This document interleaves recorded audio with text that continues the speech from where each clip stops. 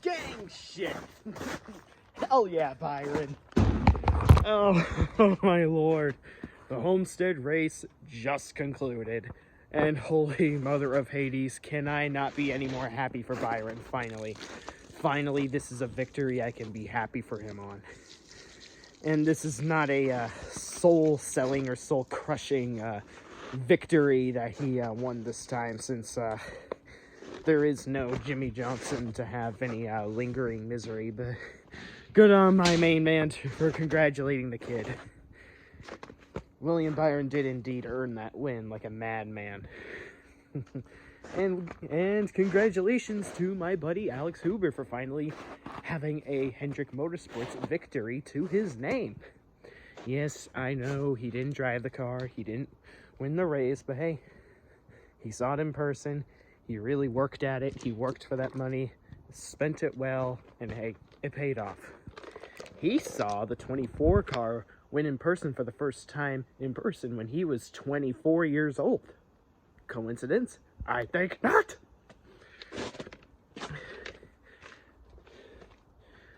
I gotta say, I'm overall relieved over the fact that they did not ruin my favorite track, Homestead, Miami.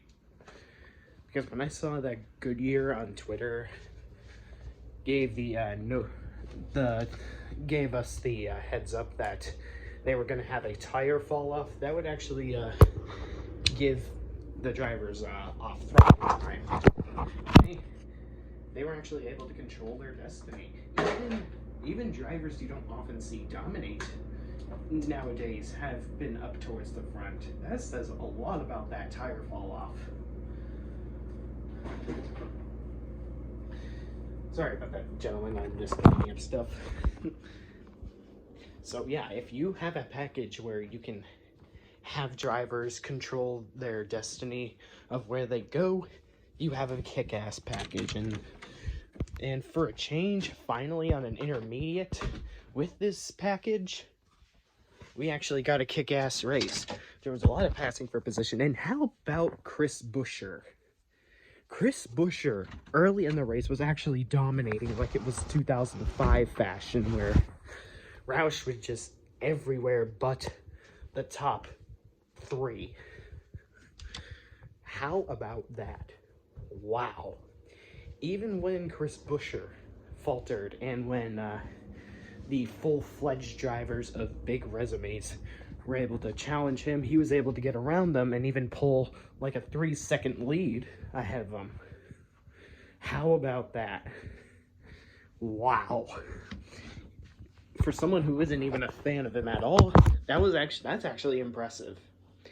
You got a lot of passing for positions, a lot of moments where your butt cheeks were clinched, a lot of moments where you thought there was going to be a crash and there wasn't a crash, and a lot of saves. Chase Elliott in particular, being Chase Elliott, saving his car like a madman. Like, good God, Chase, what is it with you and saving your vehicles from crashing?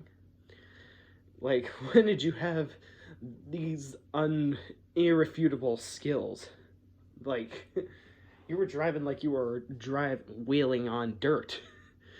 And if this is this driving style you're gonna put on the road, I can't wait to see what it's like on the dirt surface of Bristol. Then again, Kyle Larson is probably more than likely gonna win that race, which, by the way, good job Kyle Larson on the 4th place finish, but goddamn, Chase, what the hell happened, man? You were able to wheel a shitty car. When you even slightly tapped the wall, you faltered all the way back to 24th place. Even when you led for a couple laps, you were falling like a rock towards 8th place. With every adjustment you made, what happened to that 9 car? Something's terribly wrong. That was terribly wrong with that race car. Whatever, not going to dwell too much on it. I hope NASCAR does the tire fall off for the other remaining 11 races, and if they're not, then I have no business watching it, because I already made my statement of why I won't tune into the 550 horsepower races, well, except for this one. My original reason of watching this race was because Alex Hoover was going to go to the race, and I wanted to see what he was going to see on TV. And hey, William Byron won, and this is the first time he's seen a Hendrick Motorsports victory in person. It didn't take him long at all. I have good faith this is going to be a good year for Hendrick Motorsports. There are only 4 Cup career wins away from tying Petty Enterprise until they are the top dog of NASCAR. I have full faith that they can pull it off this year. Which, the only thing that was completely out of my expectations was that I didn't expect Byron to get the first Cup win of 2021. You would have expected a Chase Elliott at the Roval, Daytona Roval, but apparently it was William Byron at one of his worst tracks too. A lot of people will tell me that I should be more concerned for Las Vegas with Chase Elliott, but hey, William Byron's average finish at Homestead was at 24. I wonder if Chase Elliott will be no different at Las Vegas. We'll have to see. I'm not holding my breath for it, nor do I really think he's actually going to pull it off, but I'm not going to be a pessimist. This is just a slow start. Jimmy Johnson has had sketchy starts like this to championship-winning seasons of his before, so I'm faithful that Chase Elliott will turn it around in no time. He had the dominant car at the Daytona Road Course, he had a podium finish Daytona 500, and even with a shitty car at Homestead, he was actually able to make up some ground even if he faltered.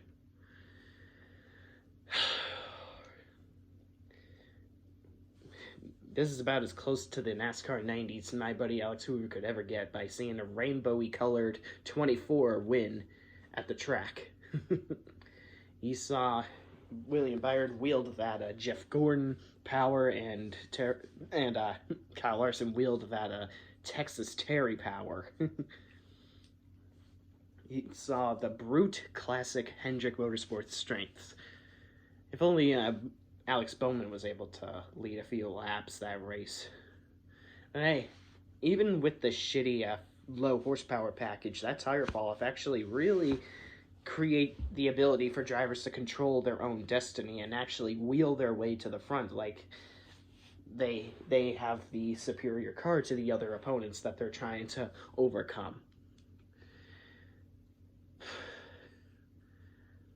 Oh yeah, I don't really think there's much else to say. Homestead, Miami remains my favorite NASCAR track of all time. I am glad it wasn't completely trashed like it was in 2019 and 2020. That tire fall-off is actually extremely useful for these drivers because they actually have off-throttle time and actually are able to create chaotic passing. What else can I say that hasn't been said about this Homestead race? This was one of the far better races, and I'm actually excited for what's in store for 2021. First-time winner, second-time winner. We've got very rare winners so far this year, and I'm eager to see what will happen at Las Vegas. Probably someone who has been going on hot, dominating streaks, like Kevin Harvick. I would think, at least, or Denny Hamlin, but hey, you never know. Anyways, big congrats to William Byron on that first intermediate victory of his, finally winning a race to prove himself that he belongs in Hendrick Motorsports. Now we've got to get the other 3 a victory this year, which I'm faithful they will. Let's go. It's going to be a great year for Hendrick. Let's go, my brothers. Alex Hoover, soak this victory the fuck up. Because this is about as good as the 550 horsepower package we'll ever get this year. I hope you all enjoyed this one, because this is about as good as we'll ever get. There is no other race that will top this one, I guarantee it. Unless if they somehow fix Atlanta, this is about as good as you'll ever get. That tire fall-off was pretty damn good. You saw a lot of comers and goers. They were wheeling it like a mean madman. And mother of fucking Hades, that they really... NASCAR really pulled off a great one for today. Pretty much little boy and fat manned my low expectations for this race, and this was actually one of the better races. I am definitely pleased. This has been rather an okay season so far, or actually decent, to say the very least. Hopefully it'll remain at least decent throughout the rest of the season. And again, I said the same thing about 2020, and the remainder of this season was bona fide subpar garbage. Let's hope it's not the same for 2021. Peace out. Keep it real, guys. Hope you guys soak this one up. Suck it, Hendrick haters. In your fucking face. Spacing out.